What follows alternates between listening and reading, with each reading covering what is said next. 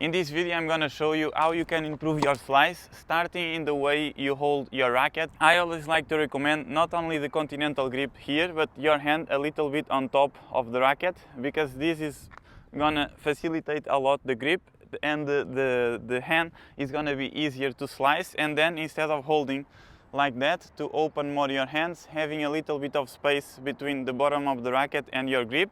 And with this position it's much easier to have this feeling on the ball, and you can control more, you can have better feelings.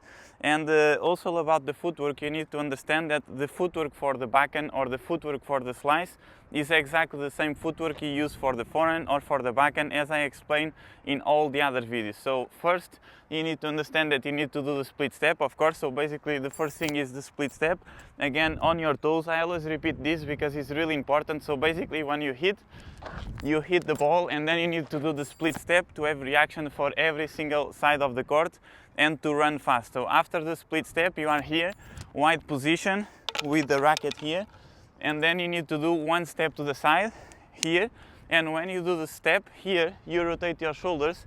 And I like to start teaching when you are a beginner to keep the racket on your shoulder here in this position, your hand with this angle. Even though I do a lot of times the slice with the racket in this position, especially when the ball is lower. But if you are a beginner, the best thing you need to do is one step here and your hand and the racket on the top of the shoulder, and here it's much easier. And then I'm gonna feed the ball slower, or you can feed the ball lower, and you do one, and then you do the second step, you go lower again, and then double step and you are low, and then you play and you stay.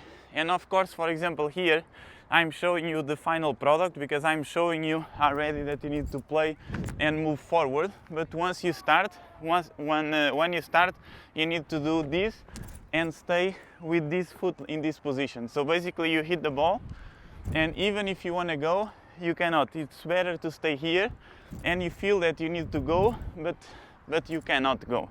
Then after a few repetitions you can actually release and let it go. So you do one, and always remember to stop your racket here, two, double step, and then when you play, you feed the ball a little bit shorter, or the coach feeds the ball a little bit shorter. And as a consequence, if you play here on your side and in front of you, as a consequence you're gonna fall to the side or a little bit more.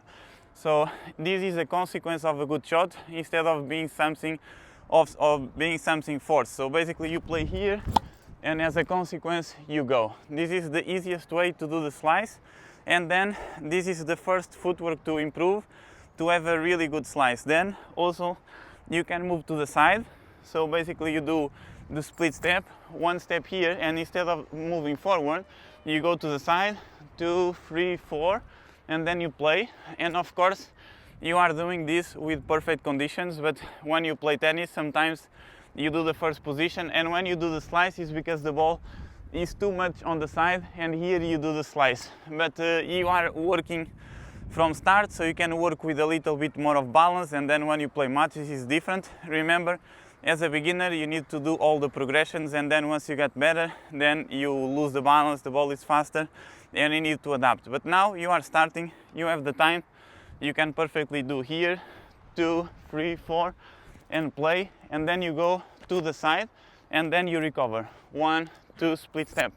Remember, when you move forward you need to do 1, 2, and you move more forward. But if you go to the side, you move to the side here, okay, and then you recover, 1, 2, split step. And even when you go here you do this, and then you recover, 1, 2, split step. This is the best way to move on your slice. And one quick note here, if you are a beginner you should not do slice from the start.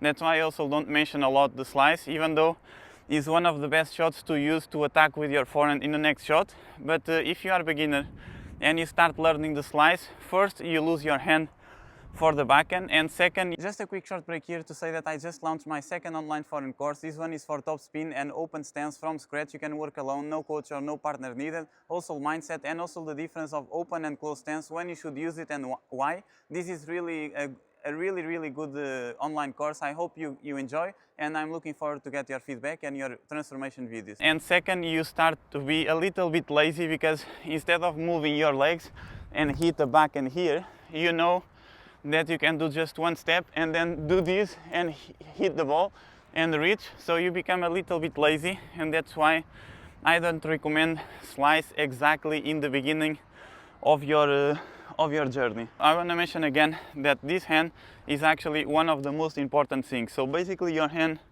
on top of the racket here instead of continental grip, because if you do continental grip you lose the feeling, and if you spread more and your hand a little bit more on top, it's much more feeling, you have more touch on the ball.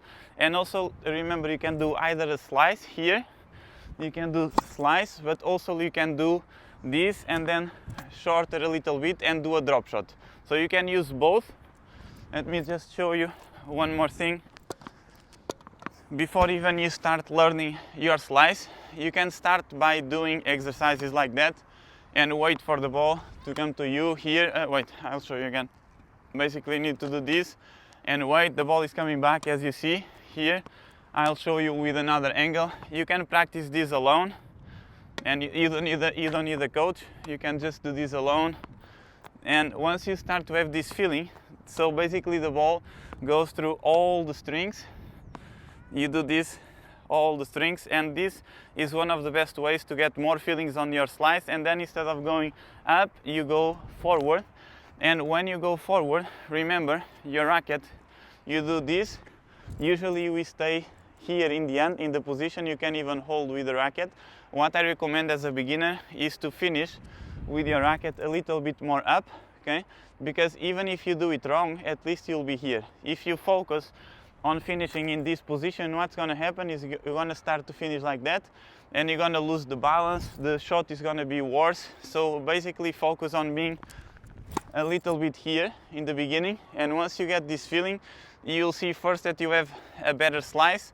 Then, okay, you can just finish like that. You can even sometimes do this, but in the beginning, it's much easier like that. Do like not a wave, but this movement, and you're gonna improve a lot your slice. Then remember, your slice is one of the best options if you do cross court, okay, to recover 1-2 split, and when you do the split step, to have already the forehand grip ready to play and to be aggressive with your forehand. That's why I like to teach the forehand first, all the basic footwork, and then once you dominate the slice, you can use it for the forehand.